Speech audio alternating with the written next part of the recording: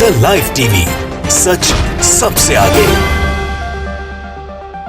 उत्तर प्रदेश में दूसरे चरण का मतदान खत्म हो चुका है दोस्तों, और आपको बता दूं कि दूसरे चरण के चुनाव में धुआंधार वोटिंग हुई है, जमकर वोटिंग हुई है, जनता ने जमकर वोट डाले हैं। मुस्लिम बाहुल्य इलाकों की बात करेंगे तो वहां भी जनता वोट देने के लिए कतार में खड़ी हुई, लंबी लाइन में खड़ी हुई, लेकिन वोट दिया क्योंकि शायद इस बार 55 विधानसभा सीटों पर जनता ने सरकार बदलने का मन बना लिया है, फैसला ले लिया है, पूरी तरीके से मन बना चुकी है।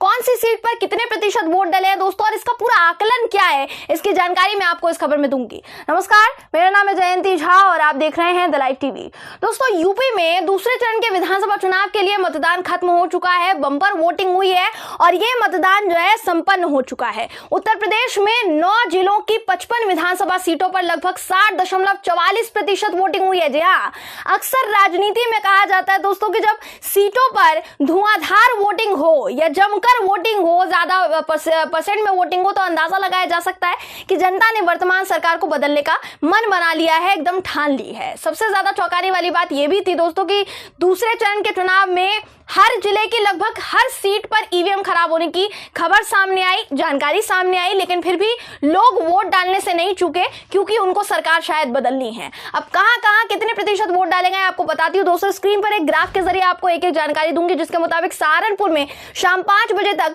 67.13% वोटिंग डल चुकी है, बिजनौर में 61.48%, मुरादाबाद में 64.88%, संभल में 56.93%, रामपुर में 60.30%, अमरोहा में 66.19%, बदायूं में 55.91%, बरेली में 57.58% और शाहजहांपुर में 55.25% वोटिंग हुई है। तो ये 5 बजे तक का डेटा अभी तक सामने आया है दोस्तों, और उम्मीद लगाई ये जा रही है कि पूरा वोटिंग डेटा लगभग 70% के आसपास पहुंचेगा। अभी जब मैं वीडियो शूट कर रही हूं तब तक यही डेटा है। इसका साफ मतलब है कि लोगों ने या तो खुलकर एक तरफा वोट किया है, नहीं तो उनके दिमाग में मुद्दे एकदम क्लियर थे कि उनको किसको वोट देना है, किन मुद्दों पर वोट देना है और किसको नहीं वोट देना है। अब देखिए यहाँ 9 जिलों की कौन सी सीटों पर कितने प्रतिशत मुस्लिम है दोस्तों, आपको एनडीटीवी के पत्रकार सौरभ शुक्ला के ट्वीट के जरिए बताती हूं, क्योंकि मुस्लिम वोटर्स जो है यहाँ इन सीटों पर निर्णायक भूमिका निभाते हैं। स्क्रीन पर आपको सौरभ शुक्ला का ट्वीट दिखा रहे हैं, जिसके मुताबिक इन 55 विधानसभा सीटों में से 40 सीटों पर मुस्लिम मतदाता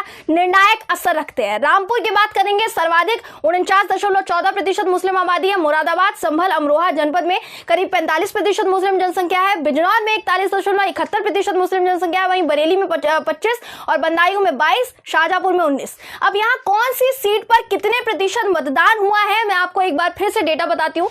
रामपुर जहां सबसे ज्यादा मुस्लिम आबादी है, वहां 60.30% वोट डले हैं, वहीं मुरादाबाद में 64.88% वोट डले हैं, संभल में 56.93% वोट डले हैं, अमरोहा में 66.19% वोट डले हैं। तो मुरादाबाद, संभल और अमरोहा में 45% मुस्लिम आबादी है, ये जान लीजिए। वहीं बात करेंगे बिजनौर की, तो बिजनौर में 41.71% वोट डले हैं, माफ कीजिएगा आबादी है, जहां बिजनौर में 61.48% वोट डले हैं। इसके बाद बदायूं में 22% मुस्लिम आबादी है, जहां 55.91% वोट डाले गए हैं।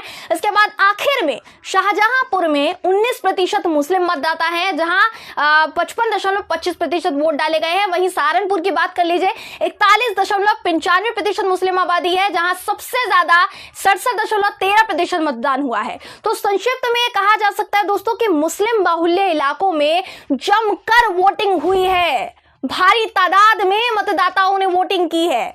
अब देखिए, वैसे तो वोट कॉन्फिडेंशियल होता है, कौन किसको वोट डालता है ये नतीजे वाले दिन ही पता चलता है, पहले से पता नहीं चल सकता है, क्योंकि वही तय करता है कि जनता ने किसकी सरकार बनाने में निर्णायक भूमिका निभाई या जनता किसको सरकार के रूप में देखना चाहती है। लेकिन यहाँ जिस कदर योगी आदित्यनाथ आज दूसरे चरण के चुनाव के दिन ही आचार संहिता की धज्जियां उड़ाकर एएनआई को इंटरव्यू देते हुए नजर आए हैं, और उसमें उन्होंने मुस्लिमों के लिए जितने भी तमाम तरह की भाषा का इस्तेमाल किया, तमाम बयान दिए, उसके बाद तो मुस्लिम वोटर्स का मिजाज समझ पाना और आसान हो जाता है दोस्तों, क्योंकि उन्होंने किसके लिए वोट डाला होगा और किसके लिए नहीं, यहीं से समझा जा सकता है। तो यहाँ बीजेपी का किला जो है ढहता हुआ दिखाई दे रहा है। पहले चरण के चुनाव में भी हुआ, दूसरे चरण के चुनाव में भी हुआ, जिसकी बौखलाहट पोलिंग बूथ पर नजर आई बताइए। जी हाँ, वोट अपने पक्ष में डलवाने के लिए बीजेपी ने फर्जी वोटिंग डलवाए, डरा धमकाकर वोट डलवाने का भी हथकंडा अपनाया है। दोस्तों 9 जिलों की लगभग हर सीट पर ईवीएम खराबी की खबर सामने आई। एक एक खबर हमारी टीम आप तक पहुंचाने की कोशिश कर रही है। आपको इस वक्त स्क्रीन पर एबीपी की भी खबर दिखा रही है दोस्तों, जिसके मुताबिक वोटिंग के दौरान साइकिल का बटन दबाने पर वीवीपैट से निकल रही कमल की पर्ची। सपा ने लगाए गंभीर आरोप। मतलब ये वाकई बहुत बड़ा आरोप था कि वोटर ने किसी और पार्टी का बटन दबाया, लेकिन वीवीपैट से पर्ची किसकी निकली? भाजपा की। सपा का आरोप है कि सहारनपुर जिले की बेहट विधानसभा के बूथ संख्या 170 पर साइकिल का बटन दबाने पर वीवीपैट से कमल की पर्ची निकल रही है। वहीं जिन महिलाओं को कम दिखाई देता है, उनकी जगह वहां तैनात अधिकारी खुद वोट डाल रहे हैं। इसके अलावा बूथ संख्या 403 पर कई मुस्लिम महिला वोटरों को यह कहकर वापस कर दिया जा रहा है कि आपका वोट तो पड़ चुका है, आपको वोट डालने की जरूरत नहीं है। वहीं बात करेंगे शाहजहांपुर की, तो शाहजहांपुर में पुलिस पर यह आरोप है कि उन्होंने वोटर से जबरदस्ती बीजेपी के पक्ष में वोट डालने के लिए कहा। यहां तक कि धमकी भी दी गई कि अगर बीजेपी के पक्ष में वोट नहीं डाला तो तुमको झूठे मुकदमे में फंसा देंगे, झूठे मुकदमे तुम पर लाद देंगे। अब मैं पूछना चाहूंगी सीधा चुनाव आयोग से कि ये किस तरीके का निष्पक्ष चुनाव आयोग करवा रहा था। मैं जानना चाहती हूं, और मेरे हिसाब से हर कोई जानना चाहता होगा। ऐसा चुनाव करवा रहा था इलेक्शन कमीशन, इसको निष्पक्ष चुनाव कहेंगे ये लोग। समाजवादी पार्टी के ऑफिशियल ट्विटर अकाउंट से एक वीडियो भी शेयर किया गया दोस्तों, जिसके मुताबिक मुरादाबाद में भी साइकिल निशान पर बटन दबाने के बाद पर्ची किसकी निकली? भाजपा की निकली। और ये बात मतदाता ने खुद बताई है, किसी ने उस पर दबाव नहीं बनाया। आपको हम ये वीडियो भी दिखा देते हैं। इसके बाद आपको मैं बताऊंगी कि मुख्यमंत्री योगी आदित्यनाथ ने कैसे आचार संहिता का उल्लंघन किया, मॉडल कोड ऑफ कंडक्ट की खुलेआम धज्जियां उड़ाई। लेकिन उससे पहले ये वीडियो आप देखिए। अच्छा, आपने जहाँ वोट दिया वहाँ नहीं हुआ, साइकिल पे आपने दबाया लेकिन वो चला गया। भूल पाया है। लाइट भूल गई जली। अधिकारी नहीं थे वहाँ मौजूद। अधिकारी अंदर कोई होंगे। कोई लोग वो संख्या क्या है? 417। भैया आपने बटन कौन से नंबर का दबाया था? 3 नंबर का साइकिल का। आया कौन सा नंबर का? बूथ पे। आपका नाम क्या भैया? अजीम कंप्लेंट कर दी नहीं है 2 नंबर। जी, तो मुरादाबाद सीट पर भी फर्जी वोटिंग, ईवीएम गड़बड़ी की आड़ में भाजपा के खाते में वोट डलवाए जा रहे हैं।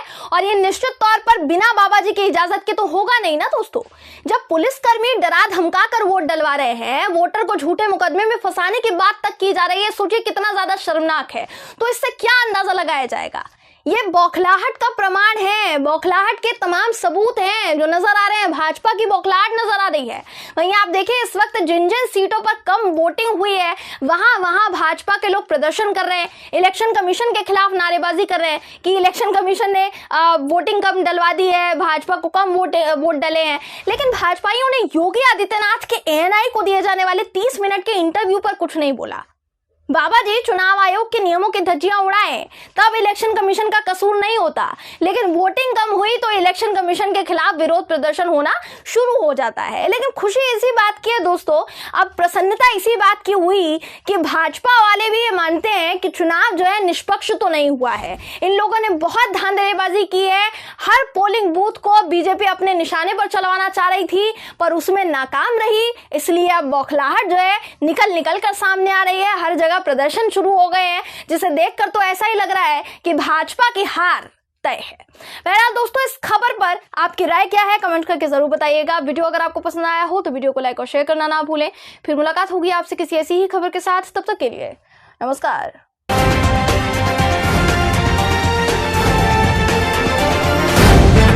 द लाइव टीवी, सच सबसे आगे।